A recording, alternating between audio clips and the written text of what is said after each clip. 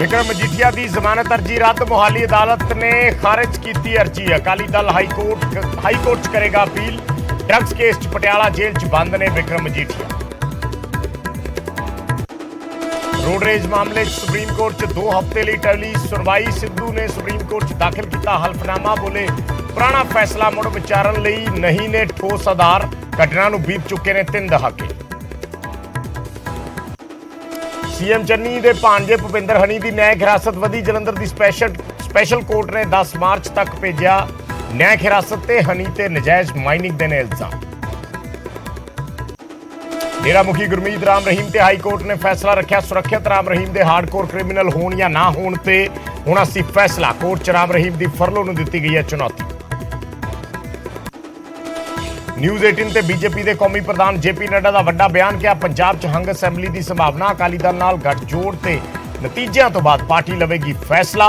पंजाब च विस्तार करना चाहती है भाजपा। सुनील जाखड़ ने केंद्र ते पंजाब नूं दरकिनार करने दे लाए इल्जाम। किया चंडीगढ़ च पंजाब की थां यूटी कैडर के अफसर किए जा रहे हैं नियुक्त। सीएम सर्वदली बैठक बुला के चक्कण मुद्दा। जंग विचाले रूस के राष्ट्रपति का यूक्रेन की फौज नूं सुनेहा। किया फौज अपने हत्थां च लवे यूक्रेन का शासन। रशिया गलबात लई भी तैयार पर सरेंडर करने की रखी शर्त। यूक्रेन च फसे भारतीयों नूं कड्ढण दा काम जारी। शुक्रवार नूं 2 विशेष जहाज़ां राहीं भारत आउणगे यूक्रेन च फसे भारती। इंडियन एम्बेसी ने जारी की एडवाइजरी। कहा रोमानिया ते हंगरी रस्ते रेस्क्यू की कोशिश। यूक्रेन संकट विचाले पंजाब सरकार ने जारी किए हैल्पलाइन नंबर। मुख्यमंत्री चन्नी और हरसिमरत बादल ने विदेश मंत्री नूं लिखी चिट्ठी। यूक्रेन च फसे भारतीय ते पंजाबी विद्यार्थियों की सुरक्षित वापसी की कीती अपील। बेंगलुरु च कॉलेज वालों अमृतधारी कुड़ी नूं दस्तार ला के आउण लई कहण दा मामला गरमाया। एसजीपीसी प्रधान ने जताया सख्त इतराज। बोले सिखां दी धार्मिक आजादी ते हमला।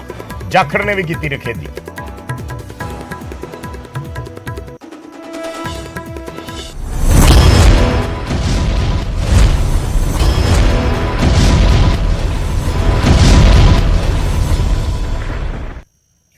सत श्री अकाल। न्यूज़ 18 पंजाब हरियाणा हिमाचल देख रहे सारे दर्शकों का स्वागत है। मैं हाँ विजयपाल सिंह बराड़। शुक्रवार नूं कोर्ट दे विच हाई प्रोफाइल लोगों के केसां की सुनवाई हुई, जिस बिक्रम सिंह मजीठिया, नवजोत सिंह सिद्धू, मुख्यमंत्री चन्नी दे भांजे भुपिंदर हनी और डेरा सच्चा सौदा मुखी गुरमीत राम रहीम सिंह।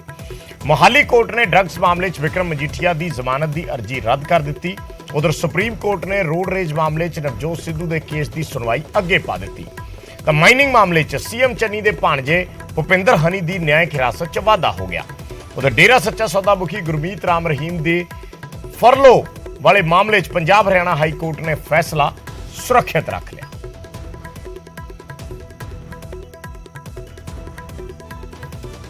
सो विक्रम मजीठिया की जमानत अर्जी मोहाली कोर्ट ने अज रद्द कर दी है। अकाली दल इस फैसले को हुण हाई कोर्ट च चुनौती देन जा रहा है।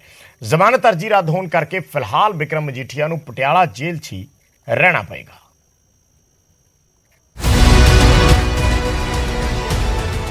ड्रग्स केस पुछगिछ Mohali court, high court, supreme court. चोणा ते चोणा लई राहत तो बाद सरेंडर ते फिर न्यायिक हिरासत। बीते 2 महीनों विच मजीठिया दा सफर कुछ इसे तरीके दा रहा। वीरवार नूं मोहाली कोर्ट विच मजीठिया ने सरेंडर किया तो मोहाली कोर्ट ने मजीठिया नूं 8 मार्च तक न्यायिक हिरासत विच भेज दिता ते वीरवार नूं ही मजीठिया वालों जमानत लई अर्जी पाई गई। शुक्रवार नूं मोहाली कोर्ट विच सुनवाई हुई ते पहला फैसला सुरक्षित रखा गया ते दोपहर बाद मोहाली कोर्ट ने जमानत अर्जी नूं खारिज कर दिता। इस नूं लेके अकाली दल ने हाई कोर्ट दा रुख करने की गल कही है। धारावां इन्नियां सख्त लगा दित्ते हैं एनडीपीएस दीयां धारावां। सो आपां समझ सकते हैं कि ਇਹ ਧਾਰਾਵਾਂ ਦੇ ਵਿੱਚ ਕਿਤੇ ਨਾ ਕਿਤੇ ਨਿਚਲੀਆਂ ਅਦਾਲਤਾਂ ਦੇ ਵਿੱਚੋਂ ਬੇਲ ਲੈਣੀ ਮੁਸ਼ਕਲ ਹੋ ਜਾਂਦੀ ਹੈ। ਸੋ ਹੁਣ ਹਾਈ ਕੋਰਟ ਦੇ ਵਿੱਚ ਅਪੀਲ ਕਰਾਂਗੇ ਔਰ ਸਾਨੂੰ ਪੂਰੀ ਉਮੀਦ ਹੈ ਕਿ ਮਾਨਯੋਗ ਪੰਜਾਬ ਤੇ ਹਰਿਆਣਾ ਹਾਈ ਕੋਰਟ ਦੇ ਵਿੱਚ ਸਾਨੂੰ ਇਨਸਾਫ ਮਿਲੇਗਾ। ਅਕਾਲੀ ਦਲ ਇਸ ਮਾਮਲੇ ਨੂੰ ਸਿਆਸਤ ਤੋਂ ਪ੍ਰੇਰਿਤ ਦੱਸ ਰਿਹਾ ਹੈ। ਅਕਾਲੀ ਦਲ ਦਾ ਕਹਿਣਾ ਹੈ ਕਿ ਵਿਕਰਮ ਮਜੀਠੀਆ ਨੂੰ ਫਸਾਉਣ ਦੇ ਲਈ ਵੱਡੇ ਪੱਧਰ ਤੇ ਸਾਜ਼ਿਸ਼ ਘੜੀ ਗਈ ਹੈ।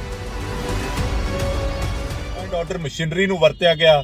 3 ਡੀਜੀਪੀ ਬਦਲੇ ਗਏ, 3 ਐਡਵੋਕੇਟ ਜਨਰਲ ਬਦਲੇ ਗਏ ਔਰ ਰਾਤਾਂ ਦੇ ਹਨੇਰਿਆਂ 'ਚ ਇੱਕ ਐਸੇ ਡੀਜੀਪੀ ਨੇ ਪਰਚਾ ਦਿੱਤਾ ਜਿਹੜਾ 10 ਦਿਨਾਂ ਦਾ ਡੀਜੀਪੀ ਸੀ ਔਰ ਦੇਸ਼ ਦੀ ਸੁਪਰੀਮ ਕੋਰਟ ਤੱਕ ਨੂੰ ਕਹਿਣਾ ਪਿਆ ਕਿ ਪੰਜਾਬ ਦੇ ਵਿੱਚ ਚੋਣਾਂ ਤੋਂ ਪਹਿਲਾਂ ਸਿਆਸੀ ਬਦਲਾਖੋਰੀ ਦੇ ਜੋ ਪਰਚੇ ਦਿੱਤੇ ਜਾ ਰਹੇ ਨੇ, ਇਹ ਬਹੁਤ ਮੰਦਭਾਗੀ ਗੱਲ ਹੈ। ਦੱਸ ਦੇਈਏ ਕਿ ਡਰੱਗ ਕੇਸ ਦੇ ਵਿੱਚ ਸੁਪਰੀਮ ਕੋਰਟ ਦੀ ਰਾਹਤ ਖਤਮ ਹੋਣ ਤੋਂ ਬਾਅਦ ਮਜੀਠੀਆ ਨੇ ਵੀਰਵਾਰ ਨੂੰ ਸਰੈਂਡਰ ਕੀਤਾ ਸੀ, ਜਿਸ ਤੋਂ ਬਾਅਦ ਮਜੀਠੀਆ ਨੂੰ 8 ਮਾਰਚ ਤੱਕ ਨਿਆਇਕ ਹਿਰਾਸਤ ਵਿੱਚ ਭੇਜ ਦਿੱਤਾ ਗਿਆ ਸੀ। ਡਰੱਗਸ ਕੇਸ ਦੇ ਵਿੱਚ ਮਜੀਠੀਆ ਤੇ ਕਾਰਵਾਈ ਕੀਤੀ ਗਈ। ਕਾਂਗਰਸ ਇਸ ਨੂੰ ਇਨਸਾਫ ਦੀ ਜਿੱਤ ਦੱਸ ਰਹੀ ਹੈ ਤਾਂ ਅਕਾਲੀ ਦਲ ਇਸ ਨੂੰ ਕੋਝੀ ਸਿਆਸਤ ਕਰਾਰ ਦੇ ਰਿਹਾ ਹੈ। ਅਕਾਲੀ ਦਲ ਹਾਈ ਕੋਰਟ ਜਾਣ ਦੀ ਗੱਲ ਵੀ ਆਖ ਰਿਹਾ ਹੈ, ਪਰ ਫਿਲਹਾਲ ਮਜੀਠੀਆ ਪਟਿਆਲਾ ਜੇਲ੍ਹ ਵਿੱਚ ਬੰਦ ਨੇ। ਮੋਹਾਲੀ ਤੋਂ ਮਨੋਜ ਰਾਠੀ ਦੀ ਰਿਪੋਰਟ, ਨਿਊਜ਼ 18 ਪੰਜਾਬ। 33 ਸਾਲ ਪੁਰਾਣੇ ਮਾਮਲੇ 'ਚ ਨਵਜੋਤ ਸਿੰਘ ਸਿੱਧੂ ਦੀ ਸੁਪਰੀਮ ਕੋਰਟ 'ਚ ਅੱਜ ਸੁਣਵਾਈ ਹੋਈ। ਇਸ ਮਾਮਲੇ 'ਚ ਸਿੱਧੂ ਨੇ ਸੁਪਰੀਮ ਕੋਰਟ 'ਚ ਹਲਫਨਾਮਾ ਦਾਖਲ ਕੀਤਾ ਤਾਂ ਸੁਪਰੀਮ ਕੋਰਟ ਨੇ ਹੋਰ ਅਰਜ਼ੀ ਤੇ ਸਿੱਧੂ ਤੋਂ ਜਵਾਬ ਮੰਗਿਆ ਹੈ।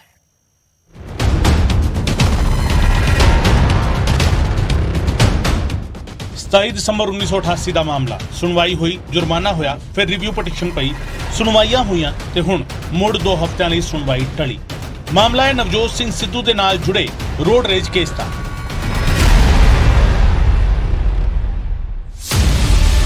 ਇਸ ਮਾਮਲੇ ਵਿੱਚ ਨਵਜੋਤ ਸਿੰਘ ਸਿੱਧੂ ਨੇ ਹਲਫਨਾਮਾ ਦਾਖਲ ਕੀਤਾ, ਜਿਸ ਵਿੱਚ ਲਿਖਿਆ ਕਿ ਰਿਵਿਊ ਪਟੀਸ਼ਨ ਖਾਰਿਜ ਕੀਤੀ ਜਾਵੇ। ਫੈਸਲੇ ਨੂੰ ਮੁੜ ਵਿਚਾਰਨ ਲਈ ਕੋਈ ਜਾਇਜ਼ ਆਧਾਰ ਨਹੀਂ ਹੈ। ਸਿੱਧੂ ਨੇ ਹਲਫਨਾਮੇ ਵਿੱਚ ਲਿਖਿਆ ਕਿ ਘਟਨਾ ਨੂੰ 3 ਦਹਾਕਿਆਂ ਤੋਂ ਵੱਧ ਵਕਤ ਹੋ ਚੁੱਕਿਆ ਹੈ। ਉਸ ਸਮੇਂ ਨਾ ਹੀ ਕੋਈ ਹਥਿਆਰ ਬਰਾਮਦ ਹੋਇਆ ਸੀ ਤੇ ਨਾ ਹੀ ਕੋਈ ਪੁਰਾਣੀ ਦੁਸ਼ਮਣੀ ਸੀ। ਦੱਸਦੀ ਹੈ ਕਿ 1988 ਵਿੱਚ ਪਟਿਆਲਾ ਵਿੱਚ ਕਾਰ ਪਾਰਕਿੰਗ ਨੂੰ ਲੈ ਕੇ ਵਿਵਾਦ ਹੋਇਆ ਸੀ। ਸਿੱਧੂ ਤੇ ਉਹਨਾਂ ਦੇ ਦੋਸਤ ਰੁਪਿੰਦਰ ਸਿੱਧੂ ਦਾ ਗੁਰਨਾਮ ਸਿੰਘ ਦੇ ਨਾਲ ਝਗੜਾ ਹੋ ਗਿਆ ਸੀ, ਜਿਸ ਵਿੱਚ ਸਿੱਧੂ ਨੇ ਗੁਰਨਾਮ ਦੇ ਕਸੂਰ ਮਾਰਿਆ ਸੀ। ਸਿੱਧੂ ਖਿਲਾਫ ਗੈਰ ਇਰਾਦਾ ਕਤਲ ਦਾ ਕੇਸ ਦਰਜ ਹੋਇਆ ਸੀ। 1999 ਵਿੱਚ ਸੈਸ਼ਨ ਕੋਰਟ ਨੇ ਸਿੱਧੂ ਨੂੰ ਬਰੀ ਕਰ ਦਿੱਤਾ। 2002 ਵਿੱਚ ਸਰਕਾਰ ਨੇ ਸਿੱਧੂ ਖਿਲਾਫ ਹਾਈ ਕੋਰਟ ਵਿੱਚ ਰਿਵਿਊ ਪਟੀਸ਼ਨ ਪਾਈ। 2006 ਦੇ ਵਿੱਚ ਹਾਈ ਕੋਰਟ ਨੇ ਸਿੱਧੂ ਤੇ ਉਸਦੇ ਦੋਸਤ ਨੂੰ ਦੋਸ਼ੀ ਪਾਇਆ। ਦੋਵਾਂ ਨੂੰ 3-3 ਸਾਲ ਦੀ ਸਜ਼ਾ ਸੁਣਾਈ, 1 ਲੱਖ ਦਾ ਜੁਰਮਾਨਾ ਵੀ ਲਾ ਦਿੱਤਾ। ਸਿੱਧੂ ਤੇ ਉਸਦੇ ਦੋਸਤ ਨੇ ਸੁਪਰੀਮ ਕੋਰਟ ਵਿੱਚ ਪਟੀਸ਼ਨ ਪਾਈ ਸੀ। ਸੁਪਰੀਮ ਕੋਰਟ ਨੇ ਸਿੱਧੂ ਨੂੰ ਗੈਰ ਇਰਾਦਤਨ ਕਤਲ ਕੇਸ ਵਿੱਚ ਬਰੀ ਕਰ ਦਿੱਤਾ। ਮਈ 2018 ਵਿੱਚ ਸੁਪਰੀਮ ਕੋਰਟ ਨੇ ਸਿੱਧੂ ਨੂੰ ਰੋਡ ਰੇਜ ਮਾਮਲੇ ਵਿੱਚ 1000 ਰੁਪਏ ਦਾ ਜੁਰਮਾਨਾ ਲਾਇਆ। ਹੁਣ ਇਸ ਮਾਮਲੇ ਵਿੱਚ ਸੁਣਵਾਈ 2 ਹਫ਼ਤਿਆਂ ਬਾਅਦ ਹੋਵੇਗੀ। ਕੋਰਟ ਨੇ ਇਸ ਕੇਸ ਦੇ ਨਾਲ ਜੁੜੀ ਇੱਕ ਹੋਰ ਅਰਜ਼ੀ ਤੇ ਵੀ ਨਵਜੋਤ ਸਿੰਘ ਸਿੱਧੂ ਤੋਂ ਜਵਾਬ ਮੰਗਿਆ। ਦਿੱਲੀ ਤੋਂ ਸੁਸ਼ੀਲ ਪਾਂਡੇ ਦੀ ਰਿਪੋਰਟ, ਨਿਊਜ਼ 18 ਪੰਜਾਬ। ਤੇ ਨਿਊਜ਼ 18 ਤੇ ਜੇਪੀ ਨੱਡਾ ਨੇ ਐਕਸਕਲੂਸਿਵ ਗੱਲਬਾਤ ਕੀਤੀ ਹੈ ਔਰ ਪੰਜਾਬ ਦੀ ਅਸੈਂਬਲੀ ਬਾਰੇ ਜੇਪੀ ਨੱਡਾ ਬੀਜੇਪੀ ਦੇ ਕੌਮੀ ਪ੍ਰਧਾਨ, ਉਹਨਾਂ ਨੇ ਕਿਹਾ ਹੈ ਕਿ ਪੰਜਾਬ 'ਚ ਹੰਗ ਅਸੈਂਬਲੀ ਦੀ ਸੰਭਾਵਨਾ ਹੈ। ਸ਼੍ਰੋਮਣੀ ਅਕਾਲੀ ਦਲ ਨਾਲ ਗੱਠਜੋੜ ਬਾਰੇ ਵੀ ਜਦੋਂ ਉਹਨਾਂ ਨੂੰ ਸਵਾਲ ਪੁੱਛਿਆ ਗਿਆ ਤਾਂ ਉਹਨਾਂ ਨੇ ਕਿਹਾ ਕਿ ਨਤੀਜਿਆਂ ਤੋਂ ਬਾਅਦ ਪਾਰਟੀ ਫੈਸਲਾ ਲਵੇਗੀ, ਪਰ ਅਸੀਂ ਪੰਜਾਬ 'ਚ ਵਿਸਥਾਰ ਜ਼ਰੂਰ ਕਰਾਂਗੇ ਔਰ ਪਰ ਫਿਲਹਾਲ ਉਹਨਾਂ ਨੇ ਕਿਹਾ ਕਿ ਕੁਝ ਵੀ ਕਹਿਣਾ जल्दबाजी हुई। लेकर मेरा अगला सवाल है, क्योंकि आप हिमाचल प्रदेश से आते हैं, लेकिन उसका पड़ोसी राज्य पंजाब है, लेकिन पंजाब में बीजेपी अपने बूते पर खड़ी कभी नहीं हो पाई। इस बार पंजाब में क्या होने वाला है, क्योंकि देश की नजर उस पर है। पंजाब में अच्छा होगा भारतीय जनता पार्टी के लिए। भारतीय जनता पार्टी को पहली बार स्कोप मिला है बढ़ने का, इसलिए पार्टी की दृष्टि से मैं कहूं तो अच्छा रहेगा। आपका आकलन क्या है? आपने हंग असेंबली की ओर जा रहा है।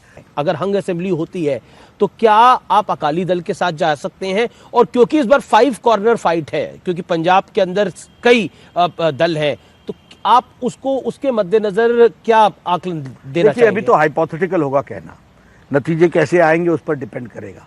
और ये फैसला हम नहीं, हमारी पार्लियामेंट्री बोर्ड करती है, सभी वरिष्ठ नेता हैं, उन लोग मिलकर के सारी बातों को तय करेंगे। लेकिन हमारी प्रायोरिटी इस वक्त पार्टी का विस्तार करना है। ਤੇ ਉਧਰ ਬੀਜੇਪੀ ਦੇ ਭਾਈਵਾਲ ਸੁਖਦੇਵ ਸਿੰਘ ਢੀਂਡਸਾ ਨੇ ਕਿਹਾ ਕਿ ਇਸ ਵਾਰ ਉਹਨਾਂ ਦੇ ਗੱਠਜੋੜ ਨੂੰ ਉਮੀਦ ਨਾਲੋਂ ਚੰਗੇ ਨਤੀਜੇ ਮਿਲਣਗੇ। ਢੀਂਡਸਾ ਨੇ ਸਰਕਾਰ ਬਣਾਉਣ ਦੇ ਸਵਾਲ ਤੇ ਕਿਹਾ ਕਿ ਨਤੀਜਿਆਂ ਤੋਂ ਬਾਅਦ ਦੇਖਿਆ ਜਾਵੇਗਾ ਕਿ ਗੱਠਜੋੜ ਕੀ ਬਣਦੇ ਨੇ। ਇਸ ਸਟੇਜ ਤੇ ਕਿਸੇ ਨੂੰ ਕੁਝ ਨਹੀਂ ਪਤਾ ਵੈਸੇ ਤਾਂ, ਲੇਕਿਨ ਇਹਨਾਂ ਮੈਂ ਕਹਿ ਸਕਦਾ ਕਿ ਸਾਡਾ ਜਿਹੜਾ ਗੱਠਜੋੜ ਹੈ ਉਹ ਲੋਕਾਂ ਦੀਆਂ ਆਸਾਂ ਤੋਂ ਵੱਧ ਵੋਟਾਂ ਲੈ ਕੇ ਜਾਏਗਾ ਔਰ ਸੀਟਾਂ ਲੈ ਕੇ ਜਾਏਗਾ। ਔਰ ਉਮੀਦ ਹੈ ਕਿ ਅਸੀਂ ਸਰਕਾਰ ਵੱਲ ਨੂੰ ਬਣਾਉਣ ਵੱਲ ਨੂੰ ਵੱਧ ਰਹੇ ਹਾਂ। ਬਾਕੀ ਵਕਤ ਦੱਸੇਗਾ ਵੀ ਸੰਭਾਵਨਾ ਤਾਂ ਇਸ ਟਾਈਮ ਕੁਝ ਨਹੀਂ ਕਿਹਾ ਜਾ ਸਕਦਾ, ਉਹ ਤਾਂ ਸੰਭਾਵਨਾ ਤਾਂ ਉਦੋਂ ਬਾਅਦ ਹੀ ਬਣੇਗੀ। ਕੌਣ ਕਿੰਨੀਆਂ ਸੀਟਾਂ ਜਿੱਤਦਾ ਅਜੇ ਤੱਕ ਤਾਂ ਕੋਈ ਕਹਿੰਦਾ ਉਹ 20 ਸੀਟਾਂ ਤੋਂ ਉੱਪਰ ਨਹੀਂ ਜਾਂਦਾ, ਕੋਈ ਕਹਿੰਦਾ 40 ਸੀਟਾਂ ਲੈ ਜਾਣਗੇ, ਕੋਈ ਕੁਛ ਕਹਿੰਦਾ, ਕੋਈ ਕੁਛ ਕਹਿੰਦਾ। ਇਸ ਕਰਕੇ ਕੁਝ ਨਹੀਂ ਕਿਹਾ ਜਾ ਸਕਦਾ। ਤੁਸੀਂ ਬੜੇ ਨਤੀਜੇ ਤੁਹਾਨੂੰ ਅਜੀਬ ਜਿਹੇ ਨਜ਼ਰ ਆਉਣਗੇ ਔਰ ਬੜੇ ਲੋਕਾਂ ਨੂੰ ਹੈਰਾਨ ਹੋਣਗੇ ਜੋ ਨਤੀਜੇ। ਤੇ ਕਾਂਗਰਸ ਦੇ ਸਾਬਕਾ ਪ੍ਰਧਾਨ ਸੁਨੀਲ ਜਾਖੜ ਨੇ ਕੇਂਦਰ ਤੇ ਪੰਜਾਬ ਨੂੰ ਦਰਕਿਨਾਰ ਕਰਨ ਦੇ ਇਲਜ਼ਾਮ ਲਾਏ ਨੇ। ਸੁਨੀਲ ਜਾਖੜ ਨੇ ਕਿਹਾ ਹੈ ਕਿ ਚੰਡੀਗੜ੍ਹ ਤੋਂ ਸਾਜ਼ਿਸ਼ ਤਹਿਤ ਪੰਜਾਬ ਦਾ ਹੱਕ ਖਤਮ ਕੀਤਾ ਜਾ ਰਿਹਾ ਹੈ ਤੇ ਮੁੱਖ ਮੰਤਰੀ ਨੂੰ ਇਸ ਮਾਮਲੇ 'ਚ ਆਲ ਪਾਰਟੀ ਮੀਟਿੰਗ ਬੁਲਾਉਣੀ ਚਾਹੀਦੀ ਹੈ।